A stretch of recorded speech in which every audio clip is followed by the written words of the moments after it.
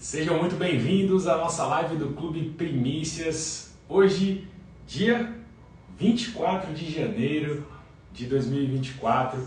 Estamos aqui começando mais uma live e agora num formato um pouquinho diferente. Estou aqui com o meu flip chart para poder ilustrar para vocês uma coisa ou outra que a gente for falando aqui, mas eu quero pedir para você já mandar para os seus amigos, compartilhar com eles, clica no aviãozinho aí, no botão da bênção, compartilha com seus amigos, manda para eles que hoje a gente vai falar sobre gestão financeira. Você tem problema com gestão financeira pessoal? Poxa, Lucas, mas hoje você falou que ia falar de gestão financeira empresarial. Por que você está falando do pessoal? Porque muitas vezes, para nós arrumarmos a gestão financeira da empresa, nós precisamos arrumar primeiramente a gestão financeira do empresário. Porque muitas vezes ele acaba não estando aí com as finanças totalmente separadas da organização. E aí ele vai, por exemplo, num restaurante, qual é o cartão que ele utiliza? O cartão de débito da empresa. Então, a gente precisa fazer uma separação, é o primeiro passo quando nós vamos falar de gestão financeira. Então, se você tem interesse sobre esse assunto ou conhece alguém que tem interesse, manda para ele, compartilha, porque eu tenho certeza que hoje vai ser muito bom. Hoje está conosco aqui a Bruna de Cara Nova, né? Ela está falando aí. Parabéns pelas conquistas, que Deus continue abençoando grandemente. Amém. Obrigado aí ao seu apoio, Bruna, que está sempre com a gente aqui todos os dias. Vocês vão dando feedback para mim do áudio, tá? Porque como eu não estou com o microfone hoje, eu não tenho retorno aqui na minha orelha. Então, estou aqui com o microfone de lapela. Se tiver ruim o áudio, se falhar em algum momento, me avisa, estou conseguindo ver os comentários de vocês aqui. E já deixei outro microfone para carregar também, tá bom? Mas vamos lá.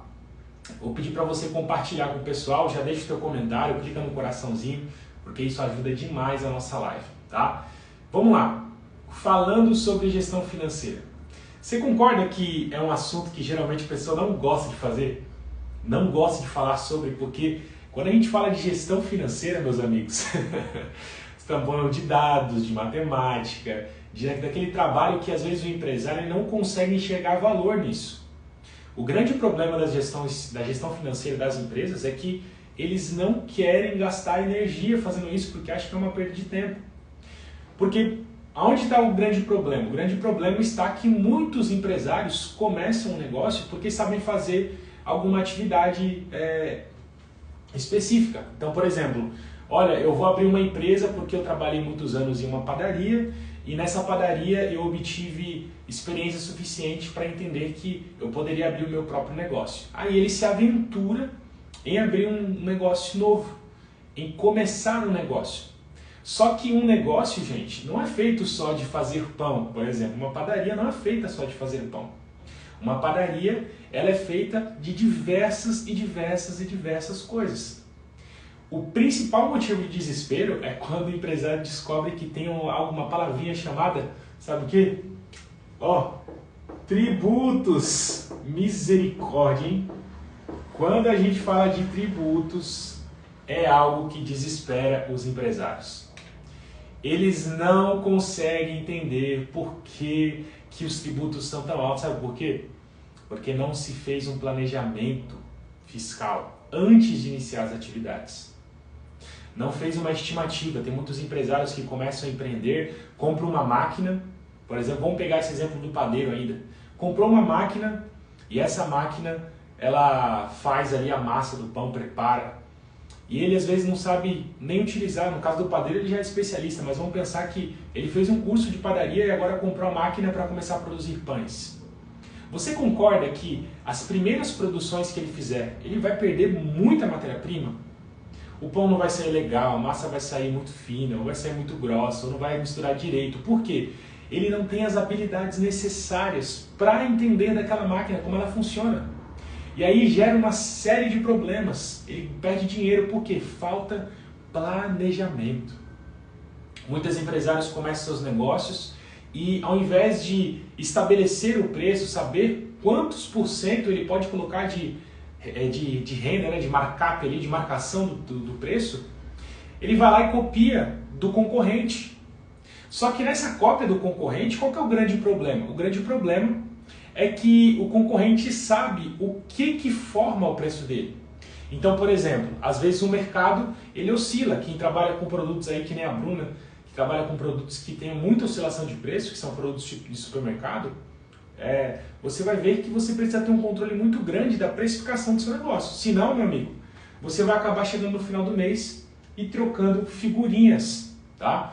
Então é muito importante que você tenha aí uma boa gestão financeira, um bom planejamento. Não se aventure no empreendedorismo se você não tiver pelo menos uma noção básica. É claro que muitos empresários não têm noção de finanças, não têm um bom conhecimento sobre, mas às vezes ele tem um sócio que entende. Às vezes ele tem a esposa que é boa em finanças e coloca ela para cuidar da finança do negócio. Ou às vezes ele contratou um funcionário, tem um parente que manja demais. Então isso facilita a vida do empresário. Mas eu quero dizer para você que sem gestão financeira fica muito difícil de você crescer, exponenciar, atingir outros lugares. Vou dar mais um tempinho para você compartilhar essa live aí. Eu também vou compartilhar aqui no meu. Mas é bem bacana nós falarmos aí a respeito da gestão financeira dos negócios, né? E nós encontramos com grande facilidade, por exemplo, negócios que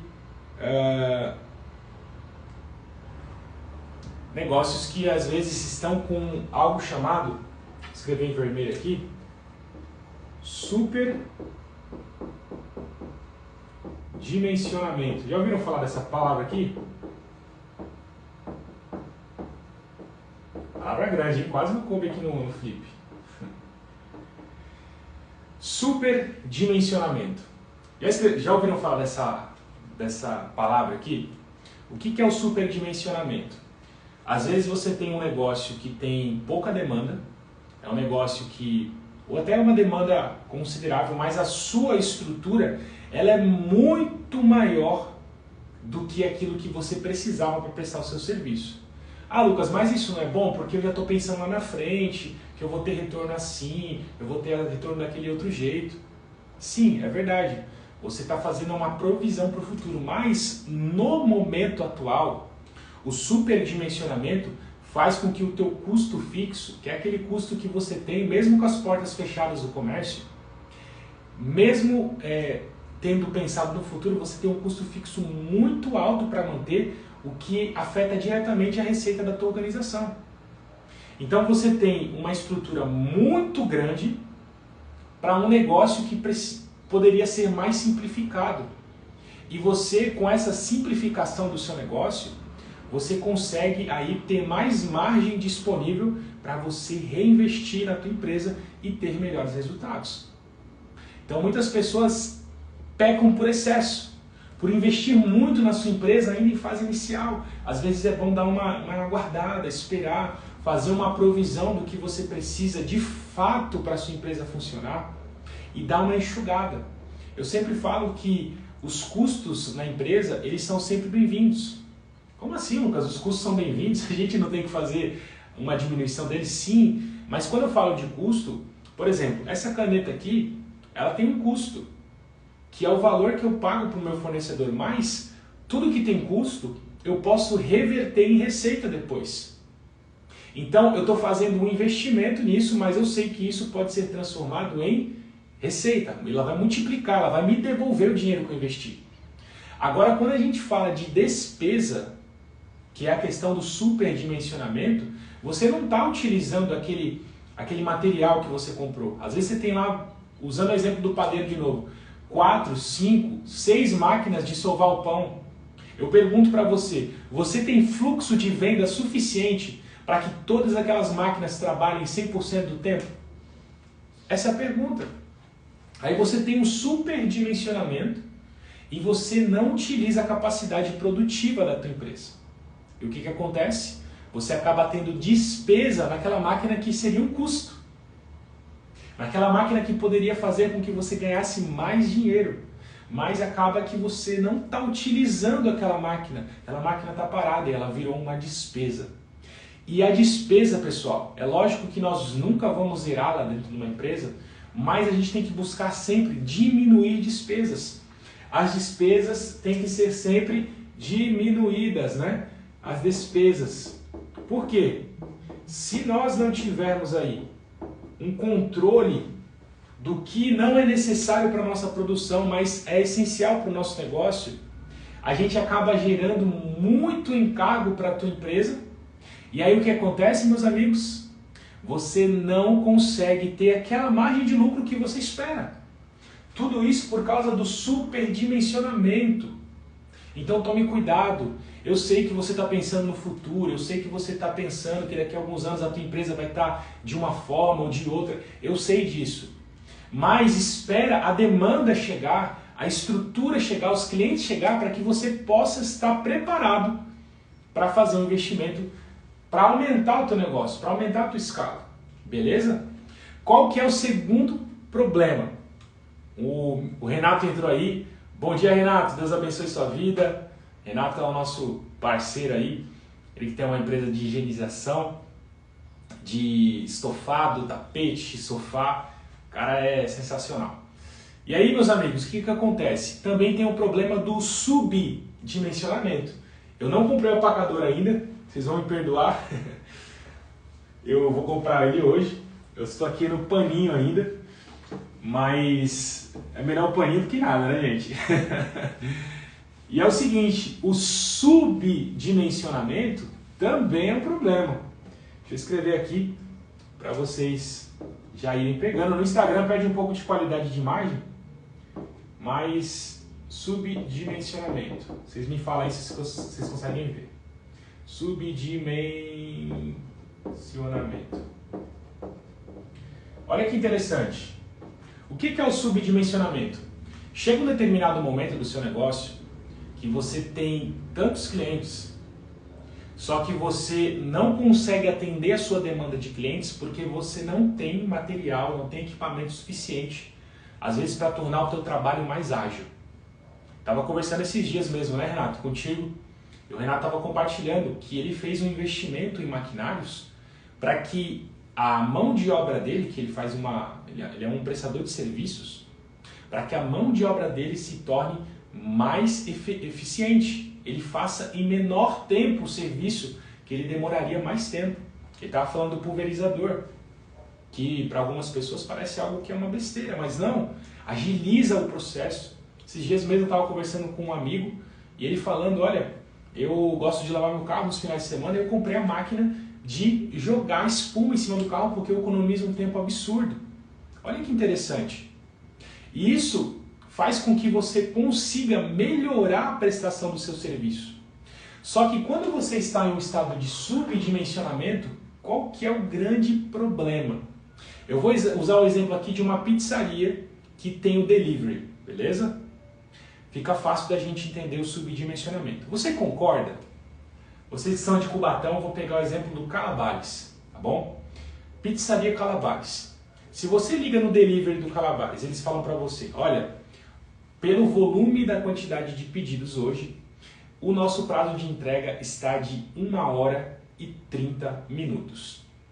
Pessoal, é claro que isso não pode ser feito somente aqui da minha ideia, eu precisaria analisar os dados dessa empresa, mas há uma grande possibilidade de que haja uma fila de pessoas aguardando e você pode resolver esse problema de duas formas. Se o problema não for capacidade produtiva, porque eu acredito que aquela empresa, o Calabares é uma empresa grande, ela tem vários fornos, porque ela tem um restaurante ainda muito grande, então eu acredito que não seja uma capacidade produtiva, mas às vezes é um problema com a entrega de fato. Às vezes o motoboy sai com 5, 6 discos de pizza e não consegue atender aquela demanda de produção, então é como se fosse um gargalo. Sabe quando a gente pega uma garrafa PET que a gente vira ela de cabeça para baixo? O que acontece? Embora o fluxo de água seja grande para sair, ela não consegue sair em sua potência total, porque existe um gargalo, existe o bico daquela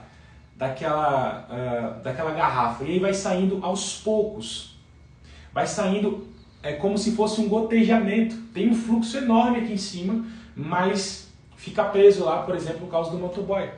Existem outras pizzarias um pouco menores que o problema está na produção. Às vezes você tem um forno para atender a demanda do seu negócio. E aí o empresário fica com medo, Lucas, mas Poxa, como é que eu posso resolver esse problema? Eu tenho que fazer um investimento de um forno, eu tenho que fazer um investimento na minha empresa para poder colocar mais um. Às vezes o espaço não comporta. Meu amigo, se você tem uma demanda de pedidos que não está sendo atendido, você já parou para pensar e calcular quanto você está deixando na mesa de pessoas que ligam para você e falam assim, olha, eu não estou afim de esperar aí 40, 50 minutos, 1 hora e meia para ser atendido. Eu vou pedir de outra pizzaria. Quantos clientes você pede? E eu vou te dar mais um detalhe. E se esse cara liga na outra pizzaria e descobre que a esfirra ou a pizza dela é melhor do que a sua? Como é que faz? Você perdeu aquele cliente não só naquele dia, mas também nos outros. E aí eu pergunto para você, quanto de dinheiro tem ficado na mesa porque você não está dimensionado da maneira certa? Pergunto para você. Então, o que você pode fazer para melhorar aí o teu tempo de entrega, por exemplo? Você pode, por exemplo, colocar 2 fornos. Lucas, mas eu tenho que contratar gente. Mas, pessoal, se você coloca 2 fornos, automaticamente você diminui o teu prazo de entrega ali de 1 hora e meia para 1 hora. Então você vai ter basicamente mais 40 minutos de produção disponível no outro forno, que você pode colocar 2 funcionários, porque aquela demanda que está reprimida vai atender aquele pessoal que não conseguiu ser atendido pela primeira vez. Você entende? Só que para isso, o que você precisa ter? Uma gestão financeira eficiente. Para você saber quanto de fato o teu negócio te dá de lucro. Quantos discos de pizza você tem que vender para pagar os funcionários extras que você contratou? Se você pode colocar 2, 3, 4, 5, 6, quantos motoboys você quiser, você precisa fazer um cálculo, uma gestão financeira básica. Aí eu pergunto para vocês que estão vendo esse vídeo, eu queria que vocês colocassem nos comentários. Vocês sabem qual é a rentabilidade? Essa é uma pergunta que muitos empresários não respondem, tá? Qual é a rentabilidade do seu negócio? É uma pergunta importantíssima. Por que eu falo de rentabilidade, pessoal, e não de lucro, como a maioria das pessoas fala? Porque quando a gente está colocando dinheiro na empresa, você tem que entender, muda essa chave dentro da sua cabeça agora. Você precisa mudar isso. Quando você está colocando dinheiro na sua empresa, você está aí investindo dinheiro. E quando a gente fala de investimento, nós estamos sempre preocupados. Qual é a... Travou aí? Travou. Consegui retomar aqui. Mas vamos lá.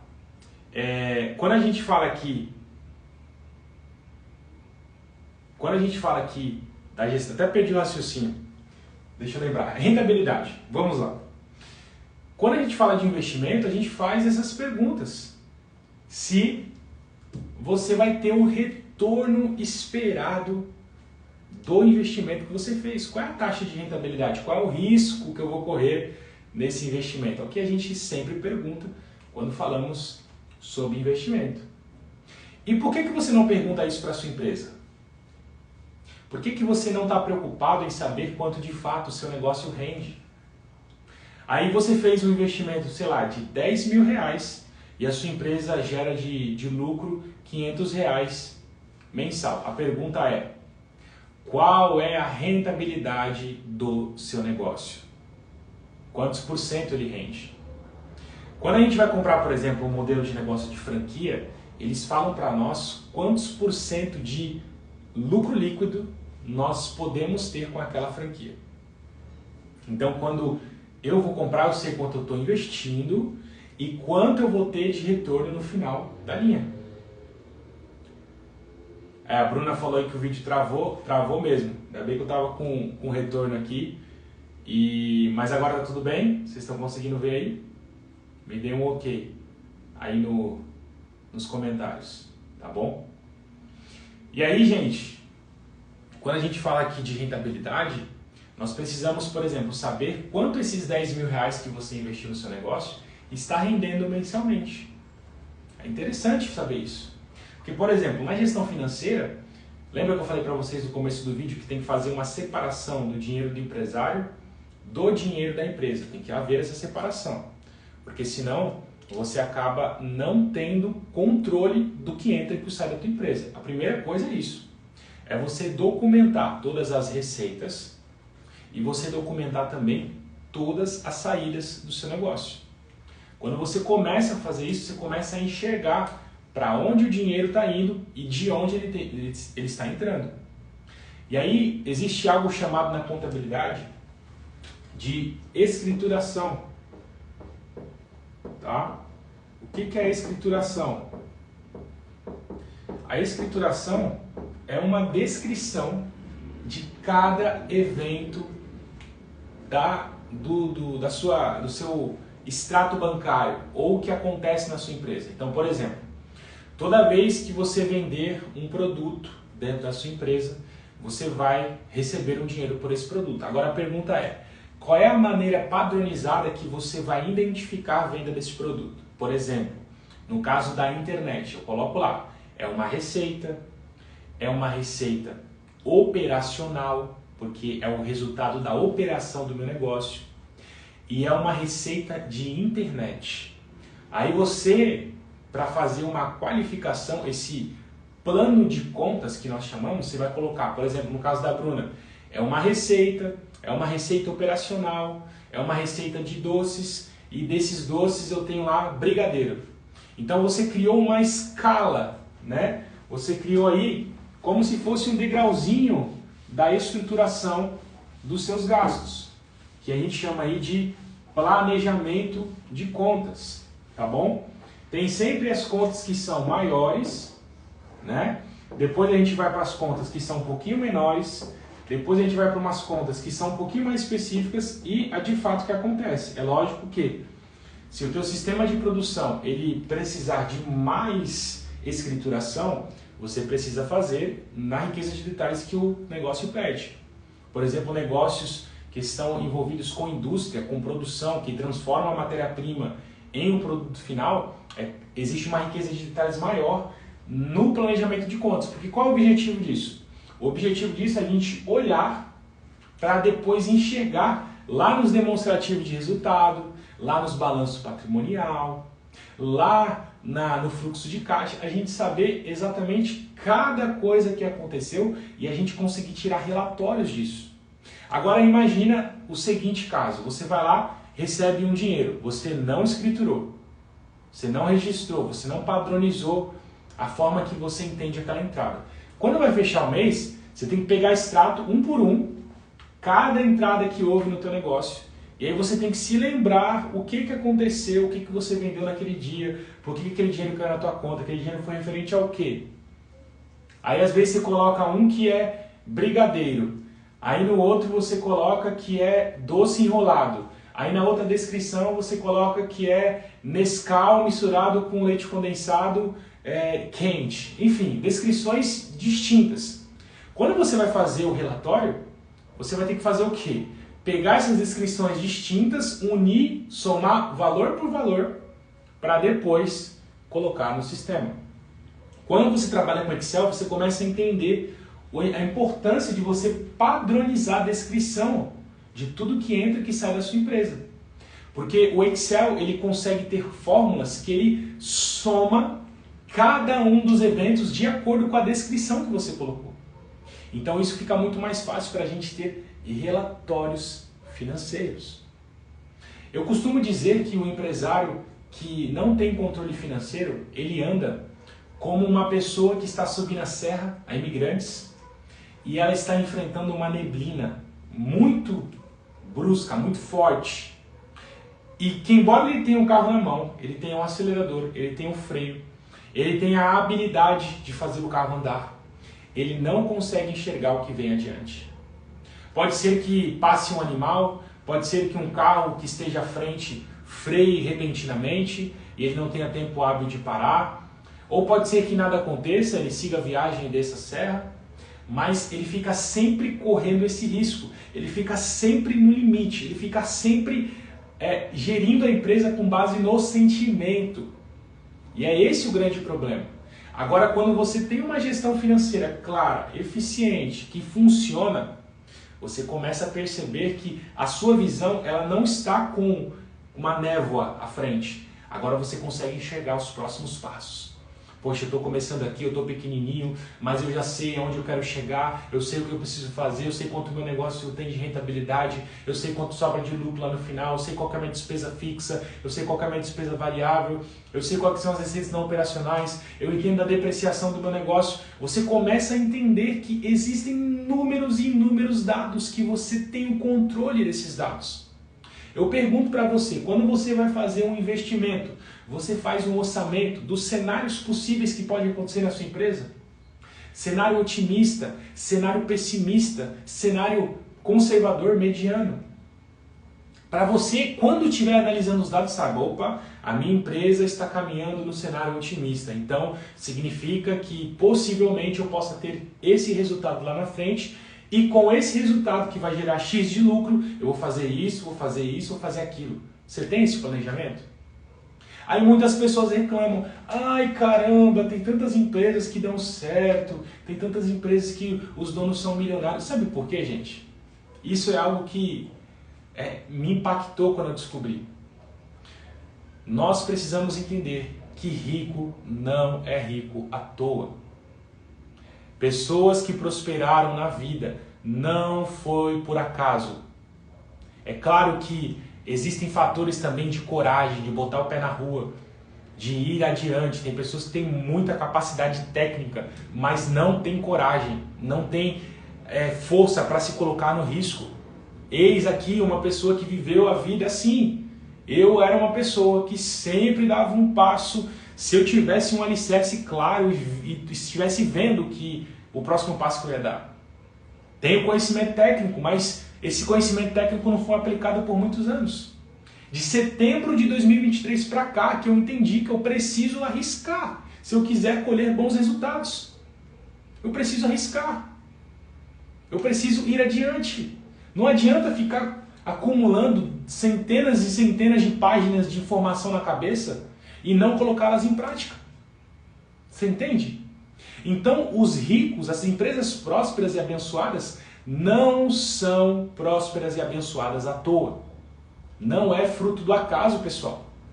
Essas pessoas têm métodos, elas têm rotinas, elas têm objetivos, elas sabem exatamente o que estão fazendo e onde estão pisando.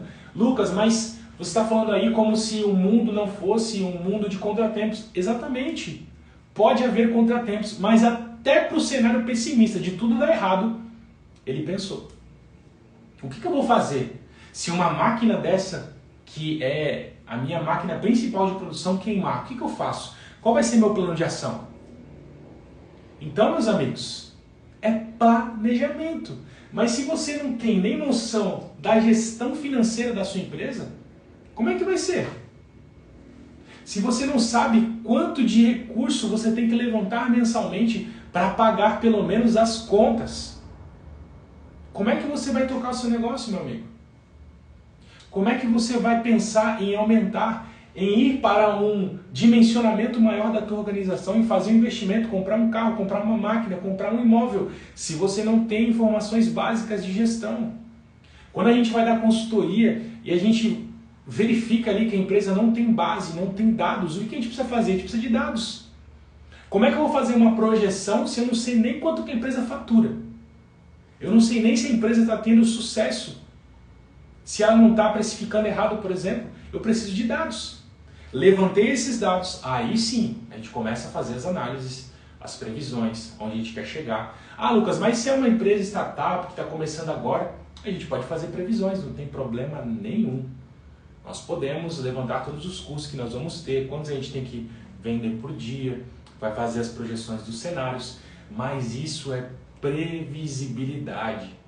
E agora uma empresa que já funciona, ela já tem os dados, mas ela não cuidou desses dados. Aí a gente tem que estruturar tudo isso para poder ler os resultados que a empresa tem.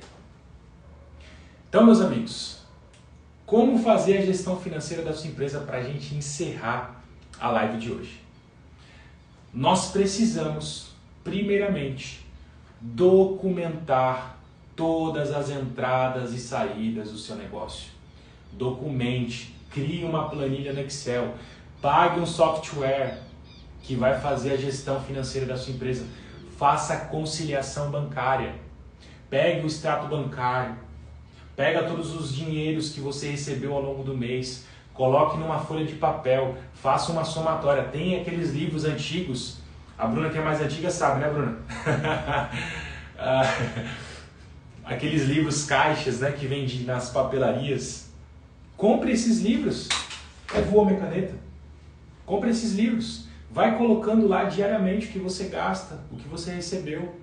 No final do mês, faça um ajuntamento desses dados e analise qual foi o resultado que a sua empresa teve. Eu encerro essa live de hoje dizendo para você, empreendedor, você que quer abrir um negócio, você que trabalha em uma empresa, eu estou dizendo para você aqui, se você tiver metodologias de controle, se você estiver investindo na documentação, nos dados da sua empresa, você está criando um planejamento, você está criando um alicerce para que você possa fazer projeções, crescer, multiplicar e realizar os seus sonhos. Quero aqui pedir a Deus que Deus abençoe a sua vida, abençoe a sua jornada. Eu tenho certeza que você tem capacidade de ir adiante, de realizar os seus sonhos, mas você precisa acreditar no que eu estou falando. Rico não é rico à toa. Para de criar essa ilusão, porque é uma ilusão. Eles têm metodologias. 75% das pessoas que são os milionários aí vieram de baixo, pessoal, não são herdeiros. O que eles fizeram diferente da gente? Eles têm as mesmas 24 horas, eles têm as mesmas oportunidades, os mesmos livros estão disponíveis, as mesmas experiências estão disponíveis. Agora o que a gente precisa fazer? Ter coragem, analisar os dados e colher os resultados. Que Deus abençoe sua vida. Amanhã, às 6h55, estaremos aqui na É Tempo de Empreender, compartilhando com você muito conhecimento. Eu vi que a tela aqui está refletindo, não sei se deu para enxergar muito bem o que eu escrevi, mas eu vou ajustar aqui a iluminação para não refletir no Flipchart e vocês conseguirem enxergar o que eu escrevi, tá bom? Que Deus abençoe a vida de vocês e até amanhã, às 6h55, estaremos aqui novamente. Deus abençoe, até mais.